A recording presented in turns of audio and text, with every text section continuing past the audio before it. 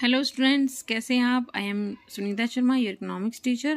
Today I will teach you some topics of national incomes. छोटे छोटे लेकिन बड़ी important बातें आज हम करेंगे. इसमें हम देखिए हम चलते हैं डोमेस्टिक एवं राष्ट्रीय कंसेप्ट से. Domestic various national income concept. तो घरेलू उत्पाद की धारणा का आय का संबंध किसी देश की घरेलू सीमा में सभी उत्पादक सामान्य या गैर निवासियों द्वारा उत्पादित उत्पादन से है. इसके विपरीत राष्ट्रीय उत्पाद या आय की धारणा का संबंध किसी देश के सभी सामान्य निवासियों द्वारा देश की घरेलू सीमा या शेष विषय में किए गए उत्पाद से है. इसको देखिए, हम कंसेप्ट से देखते हैं, फॉर्मूले से देखते हैं कि राष्ट्रीय उत्पाद इज इक्वल टू यानी कि national income is equal to घरेलू उत्पाद डोमेस्टिक इनकम प्लस विदेशों से निवेश कारक आय. ओके, घरेलू उत्पाद प्लस निवेशों से निवेश कारक आय. तो क्या है ये हमारे पास नेशनल इनकम निकालना है फॉर्मूला.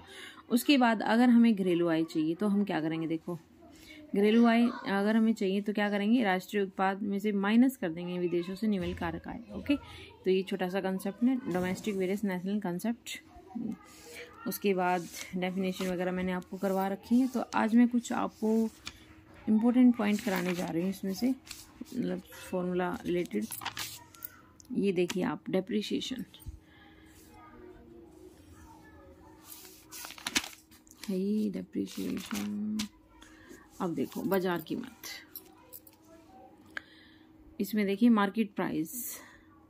मार्केट प्राइस हम कैसे निकालते हैं, बाजार कीमत पर हम सकल घरेलू उत्पाद gross domestic product on MPN की मार्केट प्राइस प्लस विदेशों से प्राप्त निवेश कारक आय. तो उसमें हम क्या करेंगे, तो हमारे पास सकल राष्ट्रीय उत्पाद आएगा, जीएनपी आ जाएगा. जीएनपी पर आने के लिए क्या करना है, हमें जीडीपी में प्लस कर देना है विदेशों से निवेश कारक आय. तो हम किस पर पहुंच जाएंगे, बाजार कीमत पर, एमपी पर, सकल राष्ट्रीय उत्पाद पर. एन जुड़ जाएगा इसमें, ठीक है. डी से एन पर आने के लिए हमें विदेशों से निवेश कारक आय इसमें प्लस करनी पड़ेगी. तो हमारे पास सकल राष्ट्रीय उत्पाद आ जाएगा किस पर, एमपी मार्केट प्राइस पर. ओके, अब देखो नीचे क्या बताया हुआ, विदेशों से प्राप्त निवेश कारक आय NFIA इज इक्वल टू हमारे निवासियों द्वारा विदेशों से प्राप्त कारक आय, जो हमारी कंट्री में हमारे निवासियों द्वारा विदेशों से प्राप्त कारक आय जो हमारी कंट्री में और विदेशों से जो इनकम प्राप्त हुई इनको वो उसमें से माइनस कर देंगे हमारे देश में गैर निवासी मतलब जो दूसरी कंट्री के हैं, अन्य देश के निवासी जो होते हैं, से प्राप्त कारक आय में से. तो हमारे पास क्या आ जाएगी, विदेशों से प्राप्त निवेश कारक आय. ठीक है, इनकी जो हमारी कंट्री में जो निवासी हैं, जो यहाँ के निवासी हैं, उसमें से माइनस कर देंगे जो गैर निवासी मतलब यहाँ के निवासी नहीं है, क्योंकि वो हमारी इनकम नहीं होगी. तो हमारे पास क्या आ जाएगी, विदेशों से प्राप्त निवेश कारक आय. उसके बाद देखो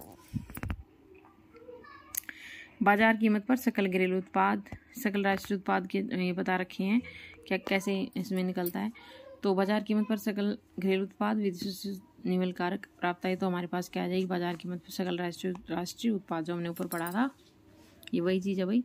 जीडीपी में प्लस कर देंगे जीएनपी विदेशों से निवेश कारक आए, तो उसमें हमारे पास आ जाएगी जीएनपी. ठीक है, तो ये वही कंपोनेंट बताए हुए हैं कि सकल राष्ट्रीय उत्पाद कैसे निकलती है. बाजार कीमत पर सकल घरेलू उत्पाद में विदेशों से निवेश कारक आय प्लस कर देंगे तो हमारे पास ये आ जाएगा बाजार कीमत पर मार्केट प्राइस पर net national product, GNP gross national product, सकल राष्ट्रीय उत्पाद. ओके, उसके बाद देखिए क्या है, net national product at market price NNPMP.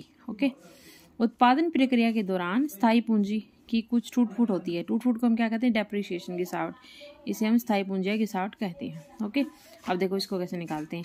बाजार कीमत पर निवेश राष्ट्रीय उत्पाद इज इक्वल टू बाजार कीमत पर सकल राष्ट्रीय उत्पाद माइनस में जो हमारे पास डेप्रिसिएशन होता है उसमें माइनस कर दे तो हमारे पास निवेश राष्ट्रीय उत्पाद आ जाता है. ओके, जिनकी ग्रॉस नेशनल प्रोडक्ट में माइनस कर देंगे डेप्रिसिएशन तो बाजार कीमत पर निवेश राष्ट्रीय उत्पाद आ जाएगा.